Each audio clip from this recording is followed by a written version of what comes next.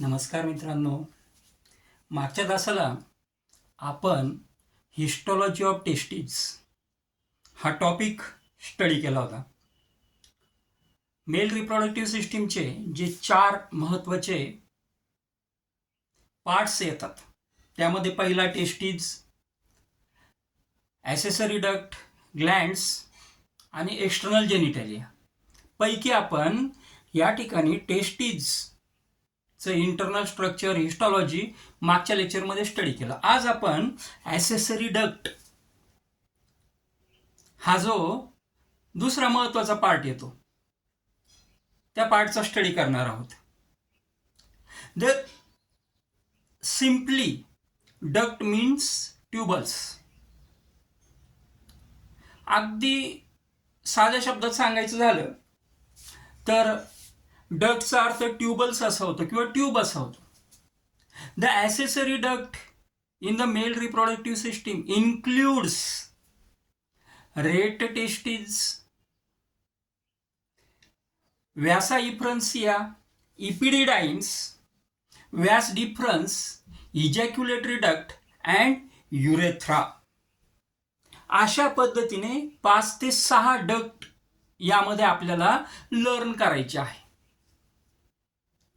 साधारणतः या डक्ट काय आहे हे तुम्हाला माहिती असायला हवं. रेट टेस्टिस ज्या पहिल्या आहे, ऑल द या आधीच्या तासात आपण शिकलो होतो सेमिनिफेरस ट्यूबल्स. टेस्टिक्युलर लॉब्युल्समध्ये ज्या सेमिनिफेरस ट्यूबल्स असतात, या सेमिनिफेरस ट्यूबल्स एकत्र येतात आणि एक नेटवर्क तयार करतात. त्या नेटवर्कला आपण म्हणतो rete testis. All the seminiferous tubules of the testis at the posterior surface form a network. Posterior सरफेसच्या बाजूने या सेमिनिफेरस ट्यूबल्स नेटवर्क तयार करतात, त्याला आपण रेट टेस्टिस असं म्हणतो.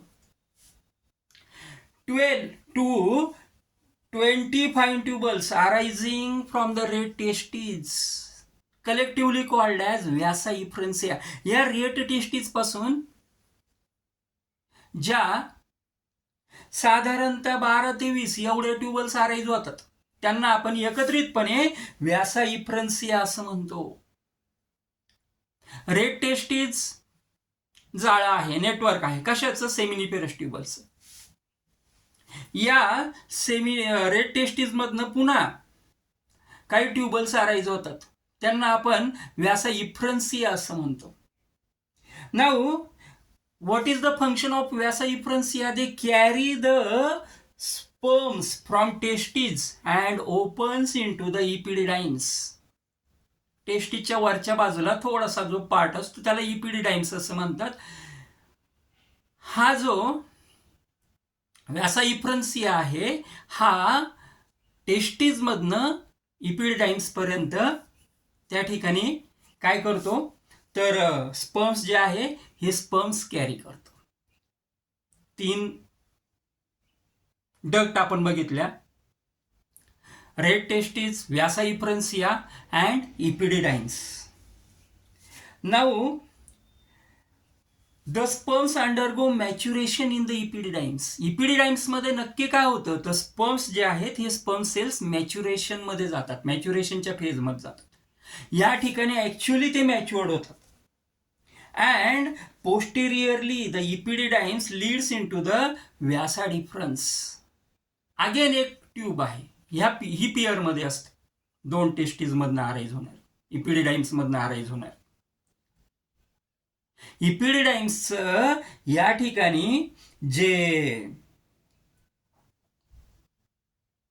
पोस्टेरियर एंड आहे त्यामधनं या व्यास डिफरन्स अराईज होतात. आणि व्यास डिफरन्स काय करतात? इपिडिडाइम्स मध्ये मॅच्युअर झालेले जे स्पर्म सेल्स आहेत या स्पर्म सेल्सला सेमिनल वेसिकल कडे घेऊन जातात. Vas deferens join epididymis to the seminal vesicle.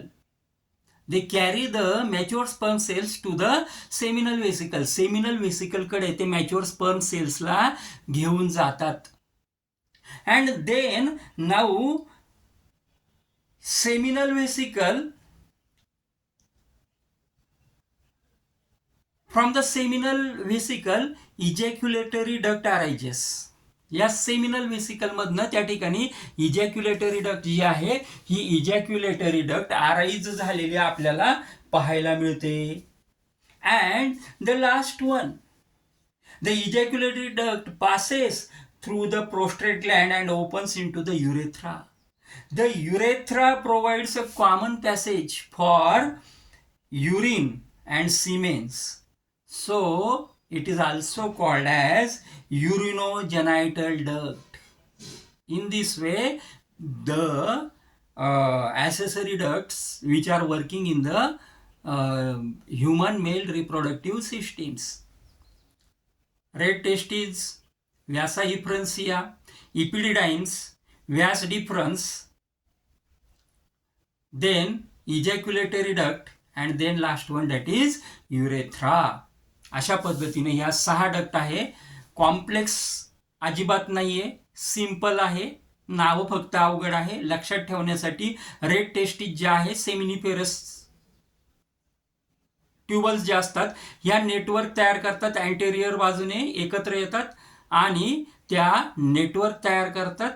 त्या नेटवर्कला आपण रेड टेस्टिस म्हणतो. रेड टेस्टिस ज्या असतात या रेड टेस्टिस मधनं या नेटवर्कमधनं 12 ते 20 पर्यंतच्या ट्यूबल्स अराईज होतात. त्याला व्यासा इफ्रन्सिया म्हणतात. टेस्टिसमधले स्पर्म सेल्स इपिडिडाइम्स पर्यंत घेऊन जाण्याचं काम व्यासा इफ्रन्सिया करतं. इपिडिडाइम्स मध्ये ॲक्च्युली स्पर्म सेल्स ही पण एक डक्ट आहे. या ठिकाणी स्पर्म सेल्स मॅच्युअर होतात.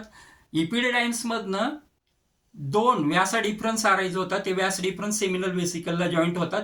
सेमिनल व्हेसिकल पाऊच लाईक स्ट्रक्चर आहे की जिथं मॅच्युअर स्पर्म सेल्सचं स्टोरेज होतं. सेमिनल व्हेसिकल मधनं त्या ठिकाणी आपण म्हणू शकतो की इजॅक्युलेटरी डक्ट अराईज होते आणि ती पुढे युरेथ्राचं फॉर्मेशन करते. या पद्धतीनं these are the accessory glands. Okay.